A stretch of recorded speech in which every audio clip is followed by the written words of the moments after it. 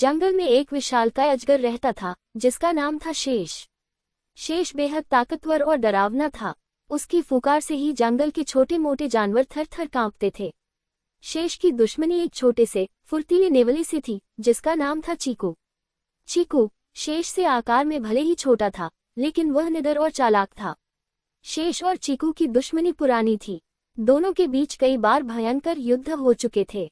शेष अपनी ताकत और विशालकाय शरीर के बल पर चीकू को कुचल देना चाहता था, लेकिन चीकू अपनी फुर्ती और चालाकी से हर बार शेष के हमले से बच निकलता था। एक दिन शेष ने चीकू को जंगल के एक तालाब के किनारे घात लगाकर बैठा देखा। शेष ने सोचा कि आज तो चीकू उसके चंगुल से नहीं बच पाएगा। वह धीरे धीरे चीकू की ओर बढ़ने लगा। चीकू को शेष की आहट मिल गई। उसने तुरंत अपनी योजना बना ली।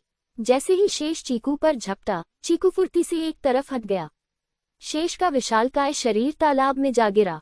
शेष पानी में तैर नहीं सकता था, वह डूबने लगा। चीकू ने ये देखकर शेष को तालाब से बाहर निकाल लिया।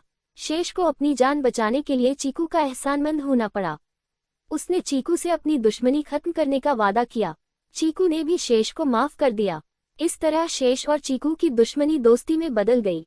दोनों ने मिलकर जंगल में शांति और व्यवस्था बनाए रखने का संकल्प लिया। शिक्षा। तारांकन बुद्धि बल से बड़ी होती है। शेष ताकतवर था, लेकिन चीकू अपनी बुद्धि और चालाकी से उस पर भारी पड़ा। तारांकन दुश्मनी अच्छी नहीं होती। शेष और चीकू की दुश्मनी से दोनों को ही नुकसान हुआ। तारांकन क्षमा करना एक अच्छा गुण है। चीकू ने शेष को क्षमा करके उसे एक नया जीवन दिया।